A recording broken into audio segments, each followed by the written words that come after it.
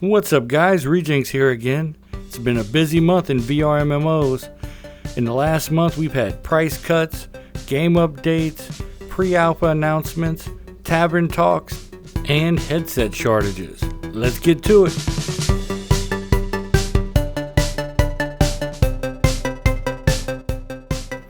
The big news coming out of Zenith is that the pre-alpha is going to start in less than 2 weeks.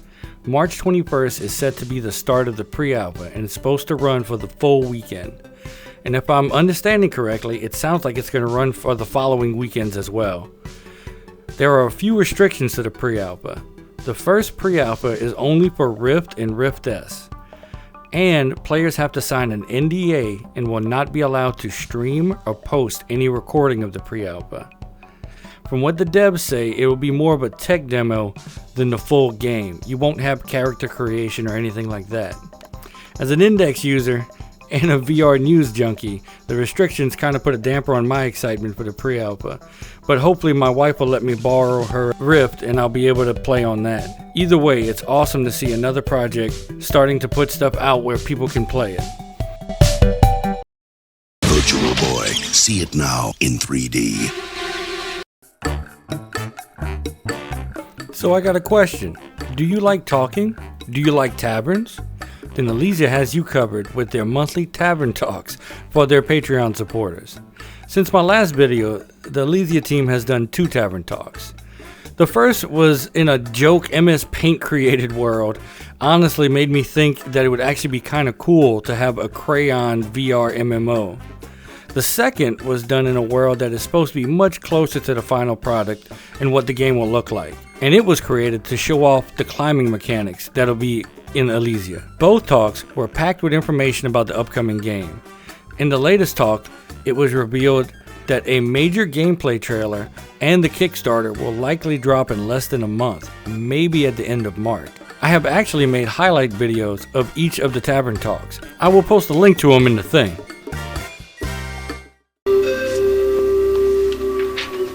I love the Power Glove. It's so bad.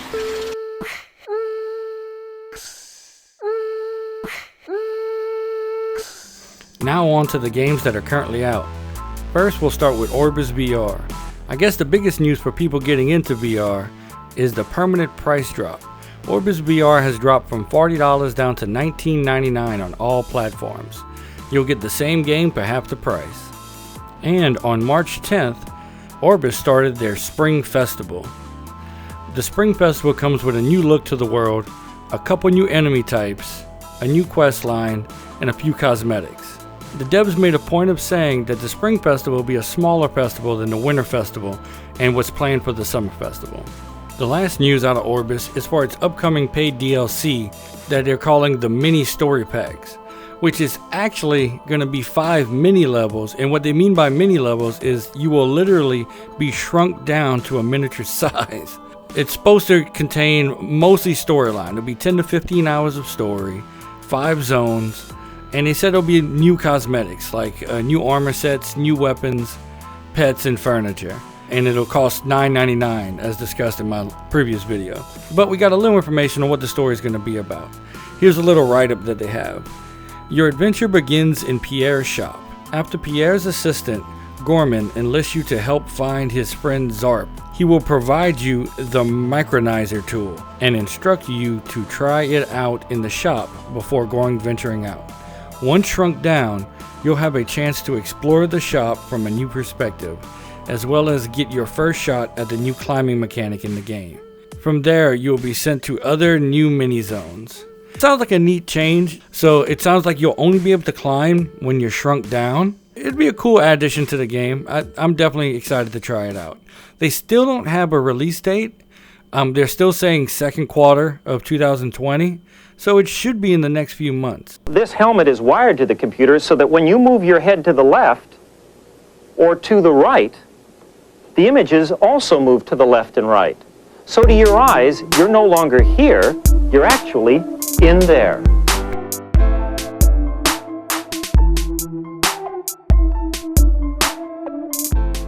The last game update I got for you is for a Township Tale.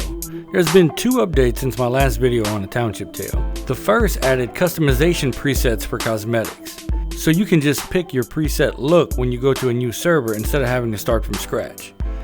The second update that came out March 3rd was a major archery update. I haven't tried it myself yet, but according to the devs, the physics should work better now in archery and should have less glitches. And they made arrows slightly easier to craft, as well as adding slingshot weapons to the game.